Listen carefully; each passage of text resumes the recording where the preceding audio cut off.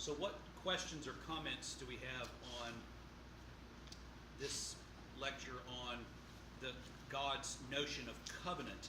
And actually, just it's not in here. I thought it was, and I thought I had added this in. Do you know what the proper term for covenant making in the Old Testament was? It's actually called cutting a covenant. It's called cutting a covenant. You would take the animal that would be the symbolic sacrifice for the covenant to be established.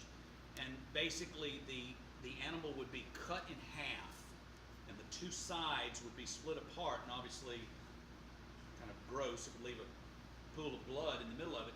And the two parties would walk in between the two sides of the fore and the aft I'm really section. glad all that cutting and blood and, Yeah. and flinging it on things really went out of favor. Really am glad that that's not part of our Yeah. service every Sunday. But what that symbolically meant was, be it done unto me, just like this animal, if I do not keep up my half of the covenant. May I be ripped in half if I don't fulfill my part of the covenant. Like a pinky swear. What's that? Yes. If you broke it, you had A pinky promise. You cut your finger off. Yeah.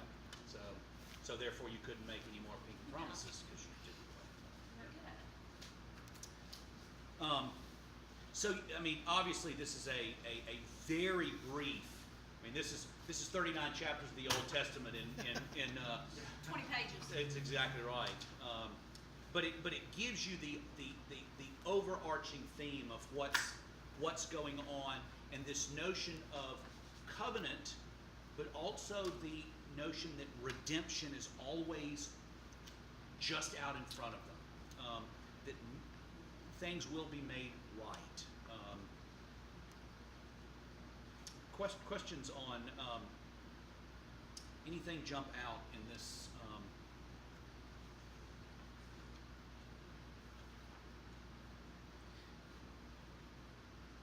Does the story of Achan, does that help with this notion of the corporate nature of guilt, or does it make it worse? I don't know. I mean, because there's this notion of corporate salvation, and that's, in my opinion, wildly incorrect. I mean, salvation is not dependent on everyone getting right in order for salvation to be procured. I mean, Jesus' sacrifice on the cross is the atoning sacrifice for individuals' sins. I mean, there's a corporate nature to it as well. I mean, we speak in the liturgy of a full, perfect, and sufficient sacrifice, oblation, and satisfaction for the sins of the whole world. There is a universal character to that, but there's also an individual character to that. Why? What did we say? And here we offer and present unto thee, O Lord, ourselves, our souls and bodies. That's an individual commitment, movement in that direction. So I think that explanation kind of helps flesh that notion out of this corporate nature of guilt, and that, the people of Israel were punished for one man's sins. I mean, if you go back and reread that story of Achan in the book of Exodus, you find how they go tribe by tribe, subgroup by subgroup, family by family, until they finally come to him, and he finally, fesses up. Of course, the Bible doesn't give us any explanation why, by sheer nature of his confession, he wasn't saved. But I wonder what would have. I mean, of course, it's kind of like everything else. You can't ever know what might have happened if something else had transpired. What if he had come forward after the first defeat and said, "I sinned against the people," and made a confession up front? I don't know. We don't have that. I mean, we can't prognosticate as far as what might have happened.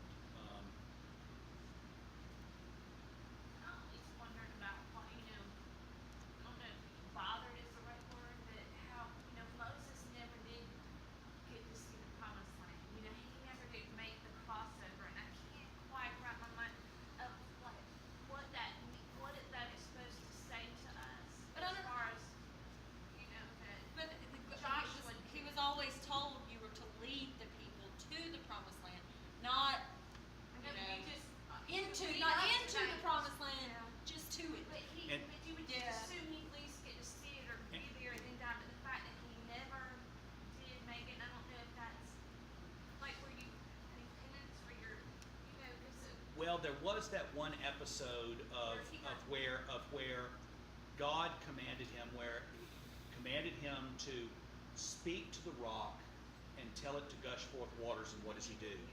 He smacked it.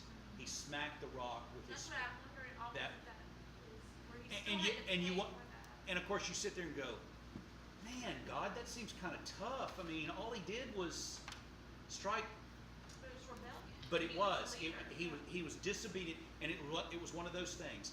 He was the one that everyone looked up to.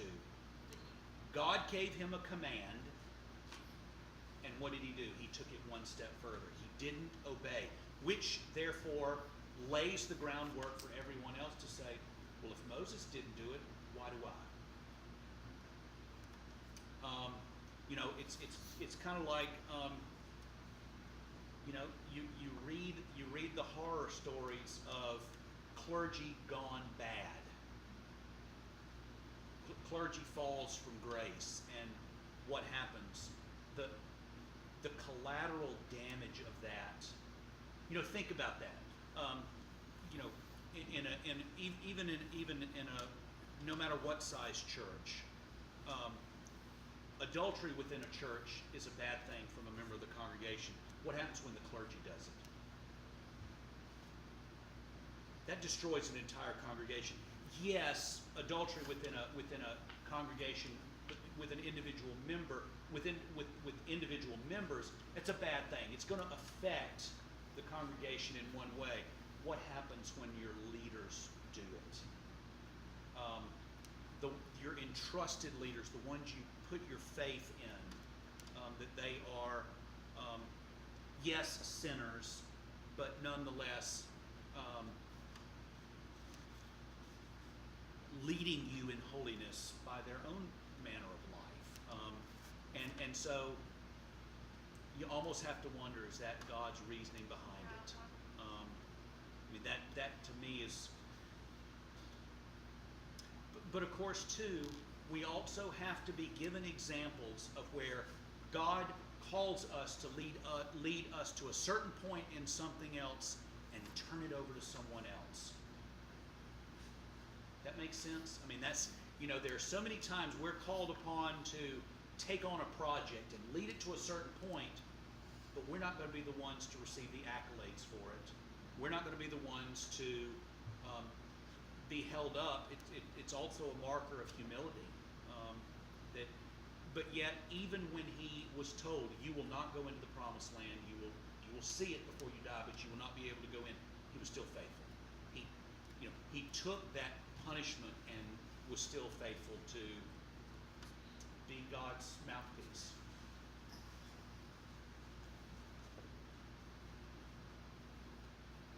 When Israel was divided or became two nations, Yeah. do you think that's where a lot of the unrest in that area comes from today? That it's still like back to that There. time when they There- split? Well, I think it's twofold. I think you have different sects within Judaism that are still warring against one another, but then also you've got people there that the Hebrew people defeated on their way to take the promised land, and so there's. That was just, it just seems like that was destined to be a land of Well, unrest. that even goes back further to Ishmael. Yeah, I mean, Of it course, just of says, course like, it does. He said, Oh, yeah. God said that they would be a thorn in your side, so it's the whole lineage of Ishmael going against the whole lineage of Abraham's people. So, and God said that they shall be a thorn in your side. I mean, he tells the Jewish people that Ishmael's people would be a thorn in his side. So it even goes off with that. Yeah. I feel. If I'm not mistaken, didn't God call Ishmael a wild ass of a man? Am I thinking that right? I don't remember, but I know when he created, when that happened and that lineage started, Yeah. he said to the, to the Jews that, they will be a thorn, and I talk about that all the time. It's true. Yeah. It still is, because all that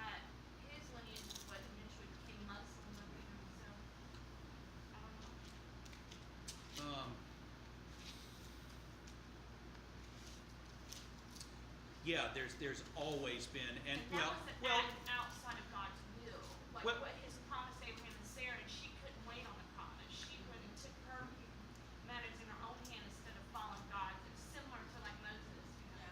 same thing. Both of them were. I mean, Abraham and Sarah both were equally guilty Absolutely, in forcing God's hand. Yeah. Of course, it's kind of interesting that they would force God's hand after they both laughed at him Right. for saying that you will be a father of a great nation. Um,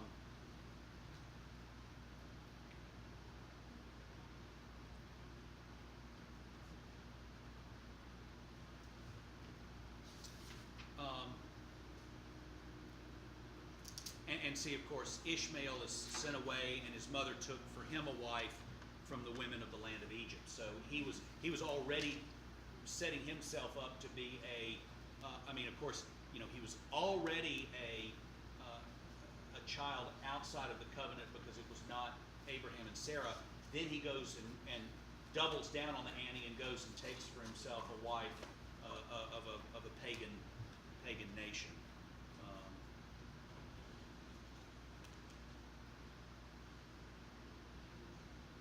What else? I just sort of think about the choice of Rahab being the one that saved. You know, It just goes so not what you think about God who we choose, you know, but she's the one that was spared. Or that that that's just blows my mind. absolutely, and of course, what's how about the fact that she is one of the 4 women listed in the genealogy of Jesus at the beginning of Matthew chapter 1. The most unlikely of people.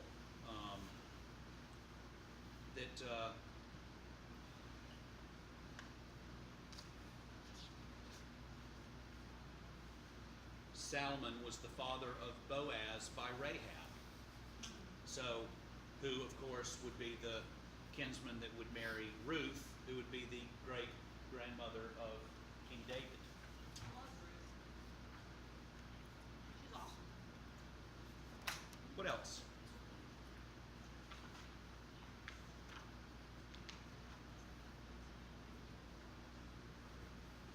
If there's nothing else, we will pick up next Sunday with the. It's a good. These next 2 are good looks at kind of the miracle that is giving us the Holy Scriptures that we have. So look forward to teaching and leading those over the next 2 Sundays. The Lord be with you. With us, Spirit. Let us pray. Unto God's gracious mercy and protection, we commit ourselves and those near and dear to us. May the Lord bless us and keep us. May the Lord make his face to shine upon us and be gracious unto us. May the Lord lift up the light of his countenance unto us and give us his peace, both this night and forever.